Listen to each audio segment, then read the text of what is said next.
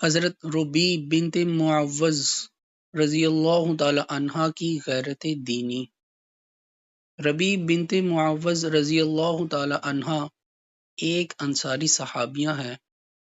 اکثر لڑائیوں میں حضور اقدس صلی اللہ علیہ وسلم کے ساتھ شریک ہوئی ہیں۔ زخمیوں کی دوا دارو فرمایا کرتی تھی اور مقتولین اور شہداء کی نعشیں اٹھا کر لایا کرتی تھی۔ حضور صلی اللہ علیہ وسلم کی ہجرت سے پہلے مسلمان ہو گئی تھی۔ ہجرت کے بعد شادی ہوئی۔ حضور اکرم صلی اللہ علیہ وسلم بھی شادی کے دن ان کے گھر تشریف لے گئے۔ وہاں چند لڑکیاں خوشی میں شعر پڑھ رہی تھیں جن میں انصار کے اسلامی کارنامے اور ان کے بڑوں کا ذکر تھا جو بدر کی لڑائی میں شہید ہوئے تھے۔ ان میں سے ایک نے یہ مصرع بھی پڑھا: ہم میں ایک ایسے نبی ہیں جو آئندہ کی باتوں کو جانتے ہیں۔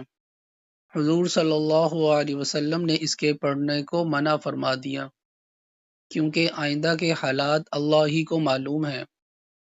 ربی کے والد حضرت معوذ رضی اللہ تعالی عنہ ابو جہل کے قتل کرنے والوں میں ہیں۔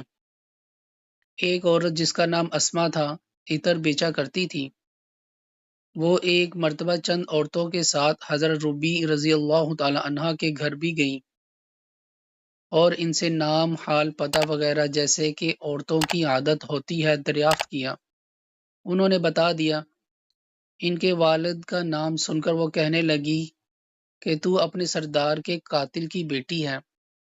ابو جہل چونکہ عرب کا سردار شمار کیا جاتا تھا اس لیے اپنے سردار کا قاتل کہا۔ یہ سن کر ربی رضی اللہ تعالی عنہ کو غصہ آ گیا، کہنے لگی کہ میں اپنے غلام کے قاتل کی بیٹی ہوں۔ ربی رضی اللہ تعالی عنہ کو غیرت آئی کہ ابو جہل کو اپنے باپ کا سردار سنے، اس لیے انہوں نے اپنے غلام کے لفظ سے ذکر کیا۔ اسما کو ابو جہل کے متعلق غلام کا لفظ سن کر غصہ آیا اور کہنے لگی کہ مجھ پر حرام ہے کہ تیرے ہاتھ عطر فروخت کروں۔ ربی رضی اللہ تعالی عنہ نے کہا کہ مجھ پر بھی حرام ہے کہ تجھ سے عطر خریدوں۔ میں نے تیرے عطر کے سوا کسی عطر میں گندگی اور بدبو نہیں دیکھی۔ ربی رضی اللہ تعالی عنہ کہتی ہیں کہ میں نے بدبو کا لفظ اس کے جلانے کو کہا تھا۔